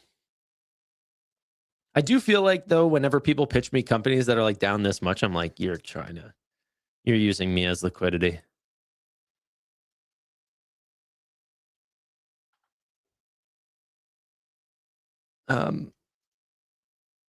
Yeah.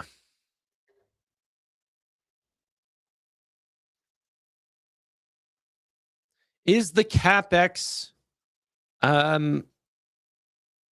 is there CapEx overhype? That's going to be just the general tech question for a while, coupled with, okay, if there's CapEx overhype, but also the CapEx is going to be used to replace all software. It's a crazy duality. Honestly, how do you believe both are going to happen at the same time? AI is getting so good it's going to replace everything, to also we're over investing in artificial intelligence.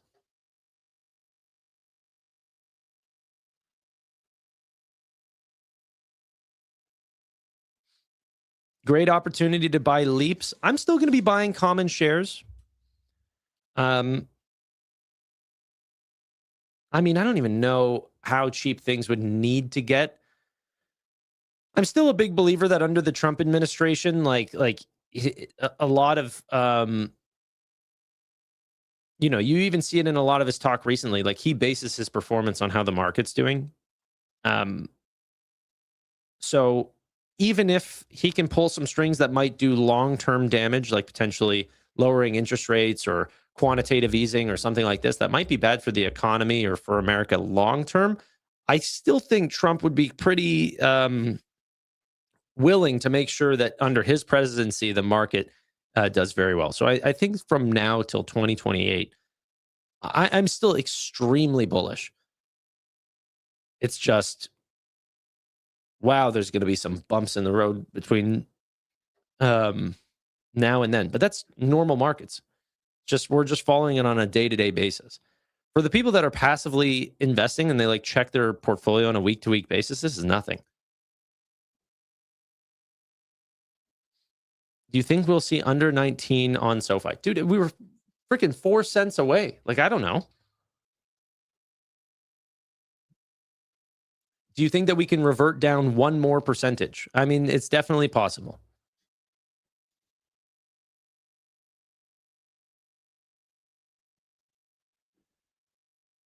And he chooses a hawk Fed president. I really think that Kevin Warsh is going to cut rates. They wouldn't have put him in if he didn't.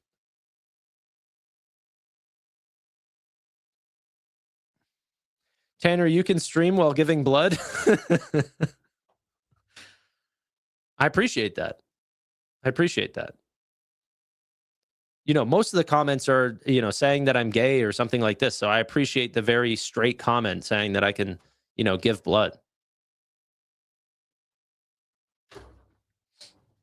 The difference between me and Amit, the blood giving ability. Call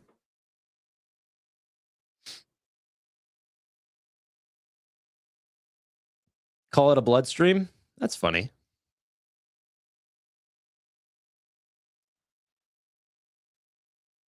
Amit has carp hair? No, he just cut off the carp hair.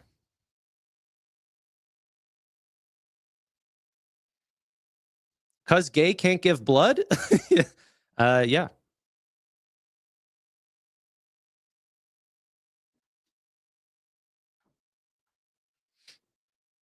Was that an inside comment? You guys you didn't know that?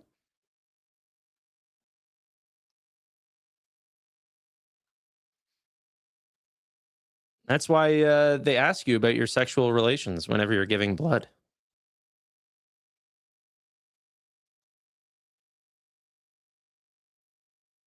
I don't think you can donate plasma either.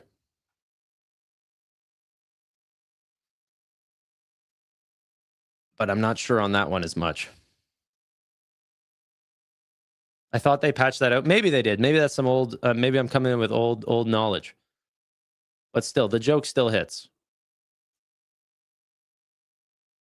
Tanner seems like a tattoo bro. Quite the opposite. I've got 0 tattoos. Absolutely 0. I remember whenever my mom, so my mom passed away, and like before, because we knew that she was terminally ill, she was like, you better not get some stupid mom tattoo. And I was like, all right. She was like, you're not doing that. No piercings either. I'm just a blank slate.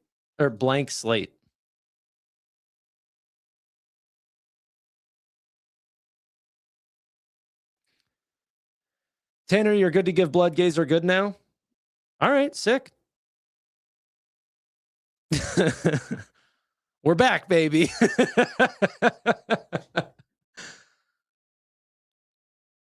Yeah.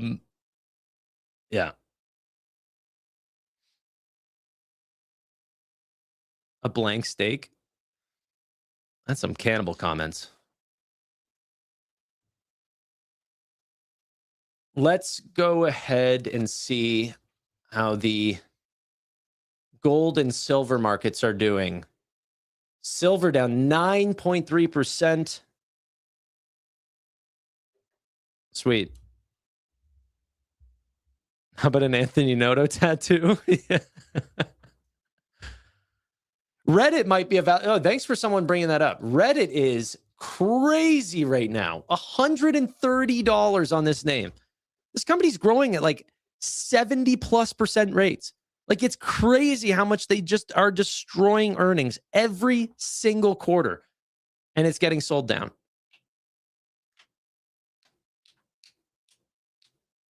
I need a sauna update, please. I don't think there is an update to give you. Yeah, I like the sauna.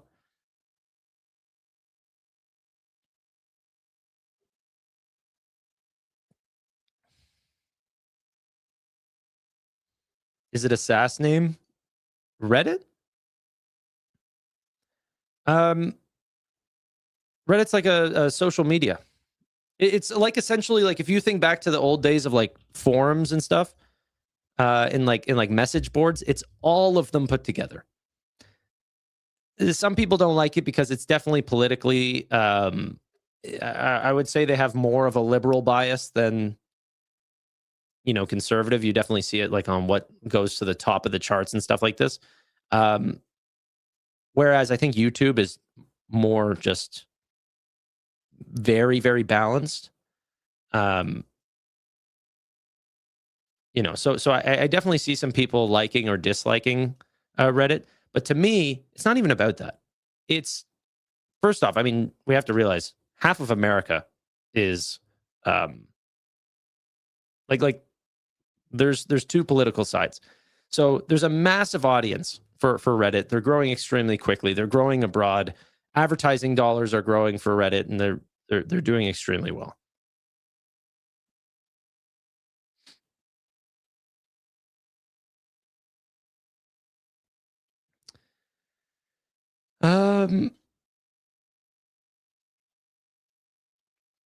Okay. Well, I'm seeing some people not like the Reddit comment already. I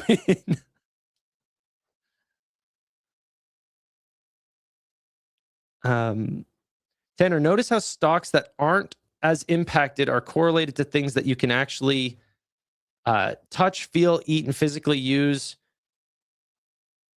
Yeah, I mean, that's true.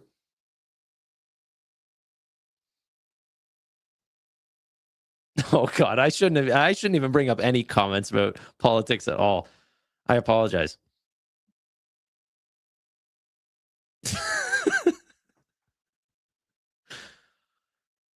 Jeez, guys. Then why is Amazon down? Because their CapEx spend. There's this weird, crazy thing of like, hey, things are going to get innovated away with AI, but like Amazon's not going to get innovated away. No one's even calling for that or for Meta or anything like this. But then there's also on the other side, you're spending too much for it.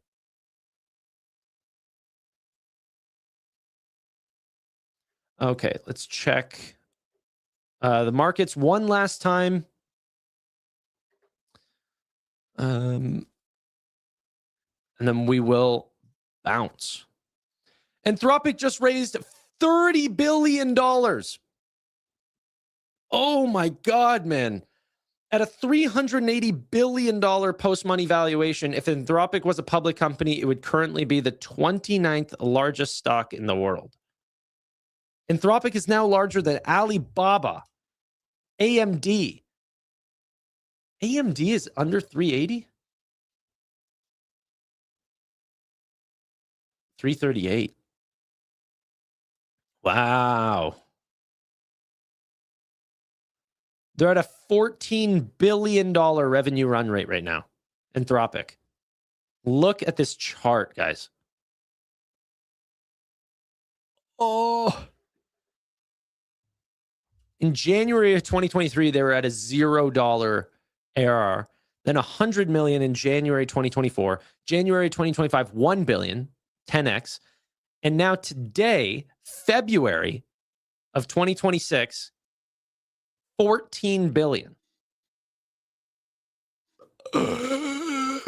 Oh my gosh, bro.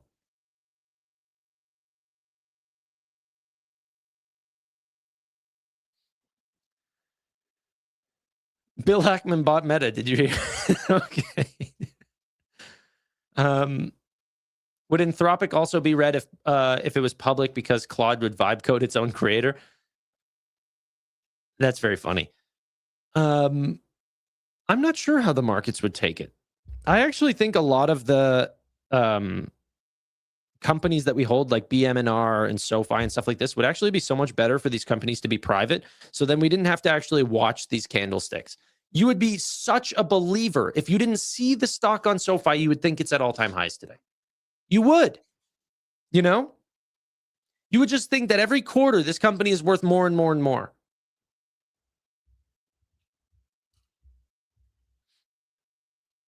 Not, you know, $380 billion post-money valuation. But also, I wonder what, like, even like Dario's stake in Anthropic, like they've been raising so much money. And a lot of it actually has been recently at the exact same sort of $350 pre-money valuation. I'm just curious to see what everyone's stake in that company looks like.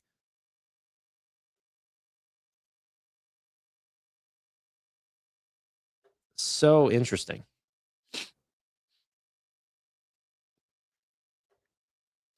$30 billion. When do we get the Nebius partnership? Nebius or Netflix is a falling knife. I honestly, I think there are some concerns with like Netflix and the ability to have like content created so freely.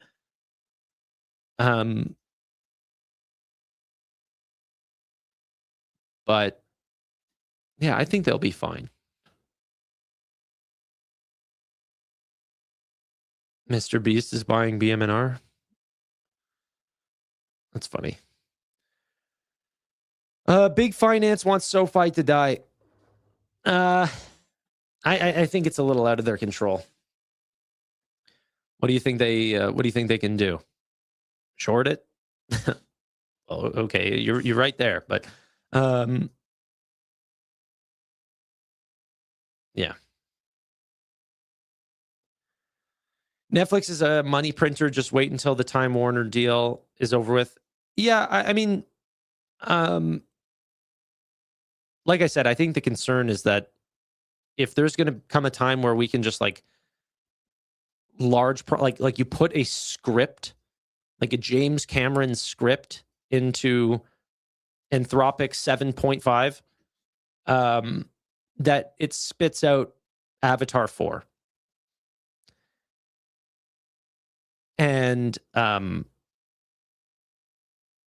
you know, what does that look like from then? Are people going to be willing to pay so much for content if the budgets on movies are not hundreds of millions of dollars? Like, I don't know.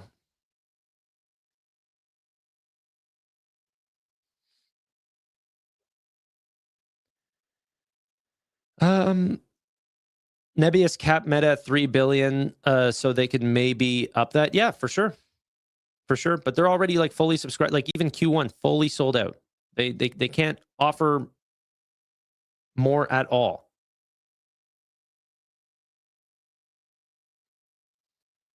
At all. This guy loves his avatar. I do. You guys are telling me like you guys don't mess with Jake Sully? Little Jake Sully on screen. He's once a human, and then he goes to sleep, he goes to bed, and then he becomes a blue guy. That's not exciting for you? To each his own, I guess.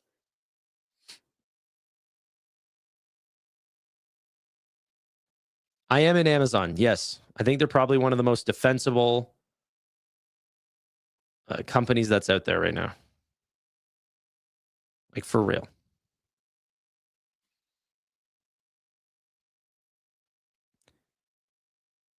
Nebius's earnings call is why it's not for me. Gen X, for real, that might be one of the all-time worst takes. Like, because it's a bunch of like Russian dudes and they're just like, you know, they're a little bit quiet, you know, computer nerds. Like he just doesn't want to talk. He wants to go back to work, you know, but they're fully selling out. Year over year growth of 550%. They're beating metrics on all accounts, but he just like sounds a little tired on the call. And so you won't entertain that. What I think you should do, it honestly might save you. Don't listen to the calls going forward. Just read the transcripts. And then if you think that the transcripts are not exciting, well, then, yeah, it's not for you.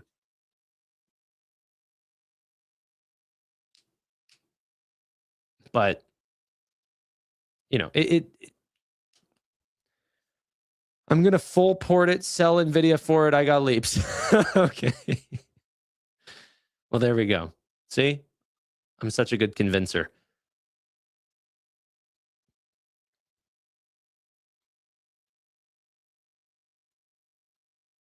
Yeah, they predict 16 data centers in 2026. Currently, they're at 7.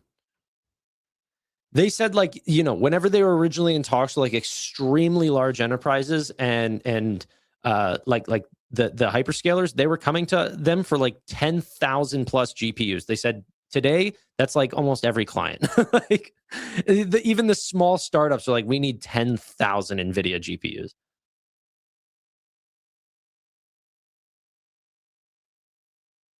To be honest, that one guy on Nebius call was really hard to follow. I completely agree, but that's why we need to just go back and listen to or read the transcript. But English is not even their first language. you know, I think those are the small stuff. That's the small stuff. All right, ladies and gentlemen, both Anthropic and myself are over subscribed. I went over 30 minutes. I appreciate you guys. And the reason why I literally go overtime every single day is because of how much fun that I have. Even with the market dropping, at least this is some semblance of an upside that, like, you know, we're dying a little bit together. I don't know if that makes any of you guys feel better, but it sure makes me feel better. Thank you guys all so much for watching. Hopefully we see some upside another time. Maybe it's not in 2026. Maybe I see you guys in 2027. Who knows? But thank you all so much for watching. Really do appreciate your time. Bye for now.